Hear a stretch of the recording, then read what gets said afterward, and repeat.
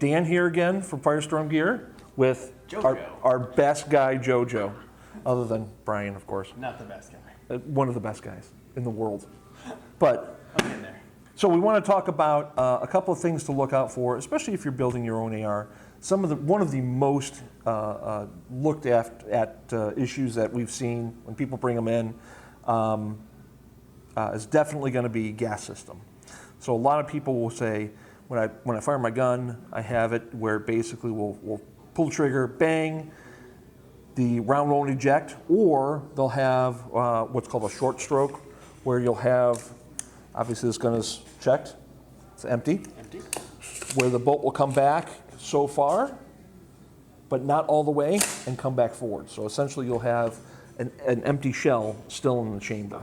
Exactly. The rocket. Exactly. But if it's happening every single time, then more than likely it's probably going to be a gas system issue. A lot of the times with your gas system, you will have a gas block like this.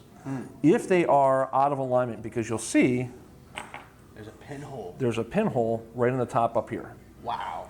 If that pinhole is not perfectly aligned, you're going to have a gas system issue where it'll be either undergassing or no gassing at all. Oh, wow. And the way that you want to make sure that you have that in the right position is normally on some barrels there's a small dimple right in the bottom of the barrel where your set screws will fit into. So it'll properly align your gas system with that pinhole on top. That's phenomenal. So they really try to make it foolproof. Exactly. So you're not having to guess and like line that up perfectly. So it just drops, the set screw drops right into the dimple, which aligns it with the pinhole. Perfect. Boom. So if does that pinhole ever get blocked? The pinhole up here? Yeah. Not normally. Not normally. Okay. So with direct gas impingement, you're normally going to have, because there's a lot of high pressure coming through that, there's not going to be a whole lot of things that are going to be blocking that hole. Gotcha. But with this, if you don't have that dimple in the bottom of the barrel down there, it's going to be more or less by eye. So what I do is when I normally set the barrel into the receiver, the upper receiver, I'll normally eye it up if it does not have that dimple. And normally that'll alleviate a lot of the issues, just by making sure that it's in there. Sometimes it can be at an angle. It could be slightly skewed, which will be blocking off that gas system. Hard. The other thing too that a lot of people don't do is with these set screws in the bottom, they won't use either blue or orange Loctite. You don't want to use red Loctite on these. No red Loctite. Red Loctite is going to be a permanent, and you can't take it off. You can, but it's going to take a lot of heat. I usually use blue, or there is an orange or green Loctite. They all do different things. Orange Loctite tends to be a little bit of a higher temperature Loctite, but blue will work perfectly fine as well. But if these guys are not screwed in all the way, if they're even just slightly tightened, it'll sort of work itself. Exactly. So if I just ever so slightly tighten these, I can still probably take this guy, oh, man, and I can literally move it around. And with the vibration of you firing your gun, it's going to sort of, stuff is going to start moving really slow. Correct. Correct. It's going to start to move. The gas line's right in there. Correct. Heard. Yep. I love it. And so by watching for that, your gun will perform better. You will have a lot less issues with ejecting cartridges. Correct. And especially if you have that constant issue, or even if it's a slightly intermittent issue, it's either going to be ammo or it's going to be gas tube issue, but certainly something that we can help you with here at Firestorm Gear as well. I love it. Bring your AR-15 in, get it checked out. Super simple and easy. There you go. Peace of mind, peace of life. Thank you so much. I appreciate it. Sweet. Let's roll into another video. Are we still rolling, Liza? Sweet. Let's go into the top 3 things people need to watch for with their new AR-15.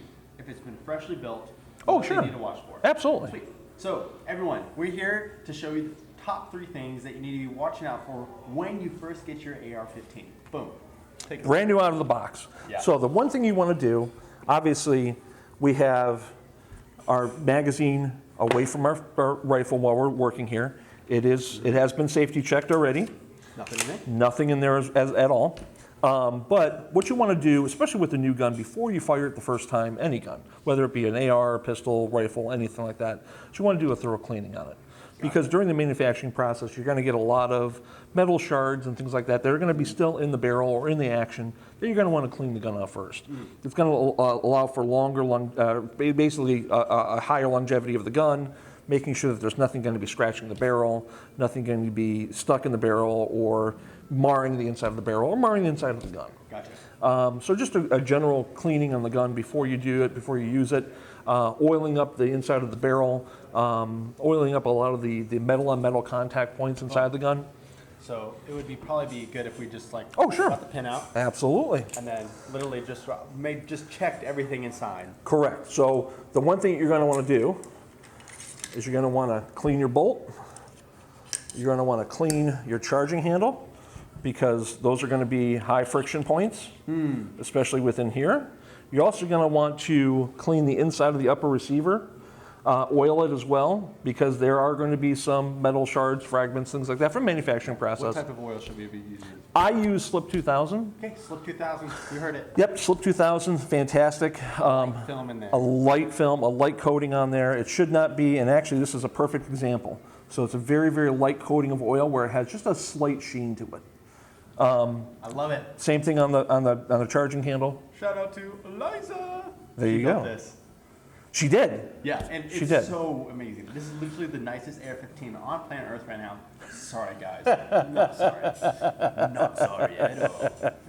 But yeah, internal of the barrel, you want to clean them, all that stuff. Also, you want to make sure that the first time you fire it, don't put a ton of rounds to the gun.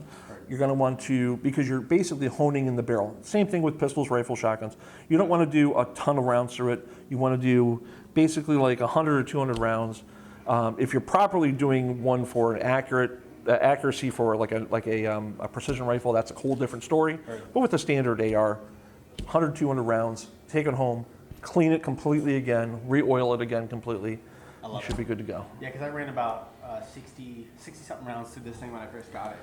It was the smoothest thing ever. Yes, and when you properly break it in, when you're actually doing a cleaning after those 60 rounds, Yeah. re-oiling, you'll notice that it does become a lot more smooth. Sweet. And also, it's something else as we get our firearms to become familiar with it. The more I look into this gun, the more I understand how it works, the less likely it reduces the probability of something going wrong. Correct. Because when the moment of truth comes, when it's time for you to protect your loved one, or when it's time for you to actually get on the range and have fun with your buddies, you do not want your gun dragging an hour out of your range time. You No. want your gun to be there, have fun with it, be responsible with it, and Mr. Dan is here to make sure it's up and running perfectly. Absolutely. So, I love it. Thank you, Dan. Thank you so much. It's a pleasure. Let's put it back together. Absolutely. So, first step, dropping the hammer in, Dropping our charging handle in. charging handle. So we're going to put that charging handle in. We're going to take our bolt. Make sure that your bolt is actually, because this is your bolt carrier, this is your bolt. If you try to put it back in with the bolt pushed all the way in, it'll actually stop. It won't go in. That's something that we've had people bring in, which is, it happens to everybody. It's Gotcha. not anything to be embarrassed about. What you can do is just push that bolt back forward like that, or give it a little flick, and it'll come back forward all the way. We'll want a little extension on that sucker. All you're going to want to do is then push that guy all the way forward Ooh. until it clicks in. Close your action. Swallow it in a crew. Push that pin back in. I love it. I do love that gun. That's a great gun. It's so very, very smooth. sweet. It's I can fantastic. start crying right now. It's so awesome. And this thing was just a new addition, so it's looking great. Thank you. Thank Shout you. out to Aeros Precision for the lower, also Strike Industries for the just amazing accessories. Absolutely. Thank you, Dan. Thank you. Appreciate it. I appreciate it. Let's go.